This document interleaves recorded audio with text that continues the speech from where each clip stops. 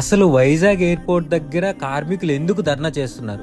Main reason ఏంటంటే వీళ్ళలో చాలా మంది కాంట్రాక్ట్ వర్కర్స్ ఎన్నో సంవత్సరాలుగా ఎయిర్పోర్ట్ లో వర్క్ చేస్తున్నారు. అది పక్కన పెడితే కరోనా టైంలో కూడా చాలా కష్టపడి సర్వీసెస్ ప్రొవైడ్ చేశారు.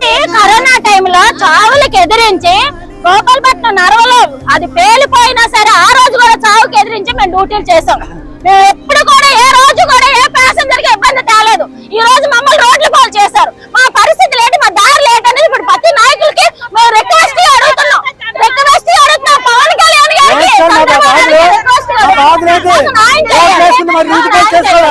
ఎయిర్పోర్ట్ క్లోజ్ అవుతుందని వీళ్ళకి ముందే తెలుసు, కానీ మన కోసం గవర్నమెంట్ ఏదో ఒకటి సొల్యూషన్ చూస్తుందని ఆల్టర్నేట్ జాబ్స్ ఇస్తారని వెయిట్ చేశారు. కానీ లాస్ట్ డే వచ్చింది, వైజాగ్ ఎయిర్పోర్ట్ క్లోజ్ అయిపోయింది, భోగపురం ఎయిర్పోర్ట్ ఓపెన్ అయింది. అప్పుడు వీళ్ళకి అర్థమైంది ఇంకా మన జాబ్ సిచ్యువేషన్ ఏంటి, మనల్ని ఎవరు పట్టించుకుంటారని. అందుకే నిన్నటి నుంచి వర్కర్స్ అందరూ ఎయిర్పోర్ట్ బయట ధర్నా చేస్తున్నారు. నాకు తెలిసిన కొన్ని పాయింట్స్ మీకు చెప్తా. వాళ్ళకి న్యూ ఎయిర్పోర్ట్ లో జాబ్స్ ఇస్తా అని చెప్పారట, కానీ 45+ ఏజ్ ఉన్న వాళ్ళకి తీసుకోమని చెప్పేశారు. ఇంకో ఇంపార్టెంట్ పాయింట్ ఏంటంటే ప్రెసెంట్ ఈ ఎయిర్పోర్ట్ లో వాళ్ళకి శాలరీ అరౌండ్ 16,000 ఉంది, కానీ భోగపురం ఎయిర్పోర్ట్ లో 13,000 ఇస్తామని చెప్పారంట. అది కూడా పక్కన పెడితే భోగపురం ఎయిర్పోర్ట్ కి ట్రావెల్ చేయడానికి ట్రాన్స్పోర్ట్ చార్జెస్ కూడా వాళ్ళే బేర్ చేయాలంట. Suppose one side RTC bus కి 100 అనుకుంటే బోత్ సైడ్స్ కి డైలీ 200 అవుతుంది. మంత్ లో 24 days వర్క్ అనుకుంటే 200 × 24 4,800 ట్రాన్స్పోర్ట్ కి అయిపోతుంది. అంటే 13,000 శాలరీలో 4,800 కి ట్రావెల్ కి పోతే వాళ్ళకు మిగిలేది అరౌండ్ 8,200. ఇవి నాకు తెలిసిన ఇన్ఫర్మేషన్ అండ్ వర్కర్స్ చెప్పిన పాయింట్స్. వాళ్ళ ధర్నా వీడియోస్ కూడా కొన్ని ఈ వీడియోలో యాడ్ చేస్తున్నా, మీరు కంప్లీట్ గా చూడండి. ముఖ్యంగా మీడియాలకి మరియు పోలీస్ డిపార్ట్మెంట్కి వాళ్ళ ప్రతి ఒక్కరికి ఆదాభివందనాలు చెప్పుకుంటున్నానండి. ఎందుకంటే వాళ్ళ సహకారం లేకపోతే మీకు ఉండేవాళ్ళం కాదు. మీడియా వాళ్ళు వచ్చారు, మా రిపోర్ట్ తీసుకున్నారు, వాళ్ళు వెళ్ళారు. అదేవిధంగా పోలీసు వారు కూడా వచ్చారు, అక్కడ మమ్మల్ని చూసి కనికరించి ఎటువంటి చర్యలు తీసుకోకుండా మాకు సహకరిస్తున్నారు సార్. వాళ్ళకి ప్రత్యేకంగా ధన్యవాదాలు చెప్పుకున్నాను సార్. నేను చెప్పేది ఏంటంటే సార్, మాకు అనేది న్యాయం జరగాలి సార్.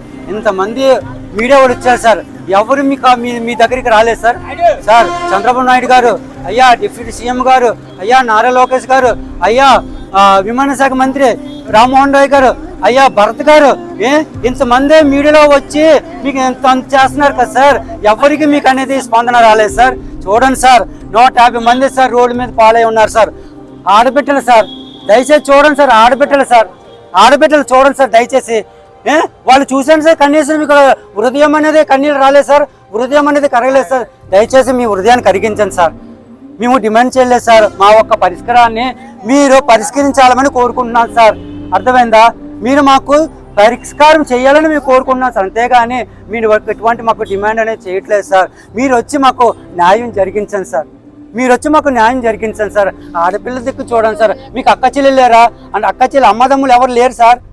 వీళ్ళందరూ 3 రోజులు బట్టి తిండి లేదు, టిప్పులు లేదు, ఆఖరికి మంచినీళ్ళు ఉన్నారని తాగారనుకోండి. ఈ లోకల్ ఎమ్మెల్యేలు కూడా రాలేదు సార్. ఏడు సార్ మా బతుకులు ఇవి, మా బతుకులు ఏడు సార్. రోడ్డు పాలు పడిచేస్తారు సార్. అక్కడ భోగపురం సంబరాలు చేసుకుంటే మేము కన్నీటితో ఇక్కడ బాధపడుతున్నాం సార్. ఇది సార్ మీకు కావాల్సిన ఆనందం, ఇది సార్ మీకు కావాల్సింది సార్. సార్ ఒక్కసారి మా వైపు చూడండి సార్, దయచేసి సార్. మీకు నమస్కారం జోడిస్తున్నాను సార్, దయచేసి మా దిక్కు చూడండి సార్. మేము చీపులు ఉడ్చేవాళ్ళం సార్, బాత్రూమ్ కడుకునే వాళ్ళం సార్, లేబరం సార్. మేము లేబరం సార్. లేబరం అంటే మీకు అంత చూపు ఉండకూడదు సార్, చిన్న చూపు అనేది ఉండకూడదు సార్. దయచేసి వాళ్ళకి ఓట్లేసి మేము వీధుల్లో పడాలా?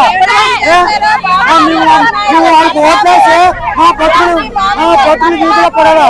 ఏ బతుకులేదు మాకు, ఏ బతుకులు ఏంటండి? 3 రోజులు తిండి లేదు, ఇక్కడ లేదు, ఏది లేదు. 3 రోజులు ఆడపిల్ల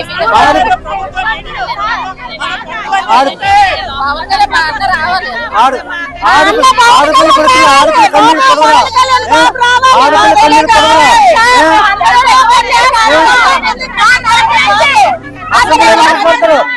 మా ఉద్యోగులు కానీ రోడ్లు పడుతుంటే మీకు అక్కర్లేదా? ఏంటి మీకు ఓట్లు కావాలంటే మీకు ఓట్లు కావాలంటే మా కాళ్ళు మీకు ఓట్లు కావాలంటే మా కాళ్ళు అంటే మేమనేది మీకు అర్థలేదా? ఇక్కడ బాత్రూమ్ కలుగుతుంది 50 రూపాయలు చేసుకోండి. మీకంత చులకనా?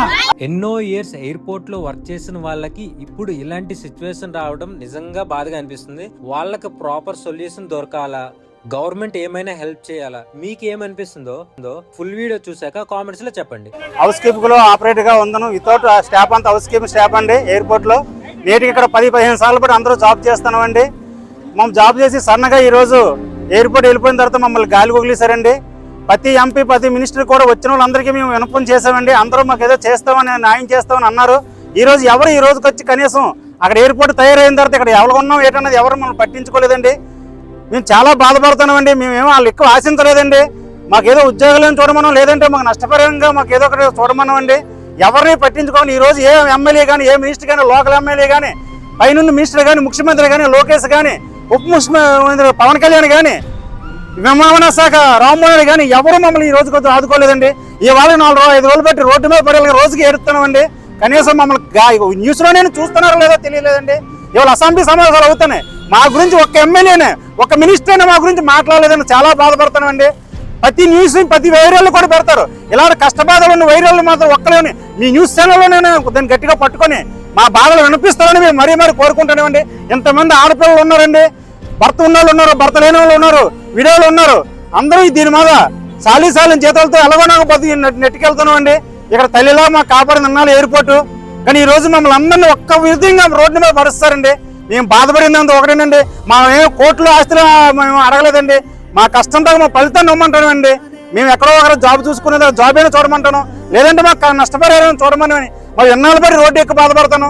ఒక్కరు కాదు, ఒక్క ఎమ్మెల్యే కానీ, ఒక మినిస్టర్ కానీ మమ్మల్ని ఈ రోజు లోకల్ ఎమ్మెల్యే గణబాబు గారు కానీ, పల్లా శ్రీని గారు కానీ, ఒక బీజేపీ నాయకుడు విష్ణు కుమార్ గారు ఒక్కరే మా గురించి స్పందించారు తప్ప మిగతా ఎమ్మెల్యే కానీ ఎవరు మమ్మల్ని స్పందించలేదు. మా బాగా బాధపడింది ఒకటేనండి, మీకు అన్ని చేస్తాం ఉంటారు. ఓట్లకు వచ్చినప్పుడు ఒకలా మాట్లాడతారు, ఓట్లు అయిపోయి పదవులు వచ్చిన తర్వాత ఒకలా మాట్లాడుతున్నారు. ఓట్లు వచ్చినప్పుడు మీకంతా మీరు చూసేస్తామంటారు. కానీ ఎలాంటప్పుడు చూడబోద్దు దేనికొన్నారండి. లోకల్ మినిస్టర్ అండి, వైజాగ్ మినిస్టర్లు అయి ఉండి, వైజాగ్ ఎమ్మెల్యేలు ఉండి కూడా వైజాగ్ ఎయిర్పోర్ట్ తరలించారు దగ్గరుండి. మేము ఎక్కడో భోగాపురం ఎయిర్పోర్ట్ తీసుకెళ్లి అక్కడ ఇవాళ సంబరాలు రామోహన్ గారు ఇవాళ మీ న్యూస్ లో చెప్తున్నాడు. ఇక్కడ అంతా ఆనందంగా ఉంది, బాధపడక తప్పదని చెప్తాను, సింపుల్ గా చెప్తాడు. ఆయన పేరు గురించి లబ్ధి పొందాడు. కానీ ఇక్కడ మా బాధ ఆయన ఎన్నోసార్లు ఆయన ఇక్కడ మేము సాగు పంపాం. ఒక్క రోజు కానీ ఏమో కష్టం కనిపించలేదు ఆయనకి. ఈయన 100 రోజుకు 10 సార్లు తిరుగుతాడు ఎయిర్పోర్ట్కి వచ్చి. ప్రతిసారి ఆయన బ్యాగుల మోసం అన్ని మా కష్టాలు చూస్తాం, ఆయన వినపం ఇచ్చాం. ఈ రోజు అక్కడ భోగాపురం ఎయిర్పోర్ట్ గురించి గొప్పగా చెప్పుకుంటాడు. ఆయన పేరు ఉండిపోవాలని మీరు యువతల రోడ్డు మీద పరుస్తామే, వాళ్ళకేదో చెయ్యాలి. ఆయన తలుసుకుని తేవాలి విమానం ఇస్తూ ఆమె సంతకం పెడితే ఏదైనా ఎలిజిబిలిటీ అవుతుంది ఒక ఎయిర్పోర్ట్. ఆయన ఈ రోజు పట్టించుకోకపోతే ఎవరు పట్టించుకుంటారండి? మిగతా ఎమ్మెల్యే అంతే కదండి. మన తెలుగు మినిస్టర్ అయ్యండి, తెలుగు అయ్యండి, రాష్ట్రం మొత్తం దేశం మొత్తం మినిస్టర్ అయ్యి ఉన్నాడు. ఆయన దేశ మినిస్టర్ అయిన ఏ 5 దేశ మినిస్టర్లు అయితే మేము తెలుగు మినిస్టర్ అయ్యండి కూడా తెలుగు కడుపు కొట్టాడు ఆయన రామ్మోహన్ రెడ్డి. ఆయన పెద్ద దీనిగా చెప్పుకుంటాను అక్కడ. మరి ఇక్కడ ఉన్న ఏడు చేస్తారు, గాలి కొడతారు. మేము నేను న్యాయం చేసి ఎంతో అంపం చేస్తారు. మినిస్టర్ అయ్యి ఉండే, విమాన శాఖ మినిస్టర్ అయ్యి ఉండే, మన ఏ తమిళపాడు ఎవరు వచ్చారంటే మేము అనుకుందాం. మన తెలుగు మినిస్టర్ అయినా తెలుగు కడుపు కొట్టాడు ఆయన.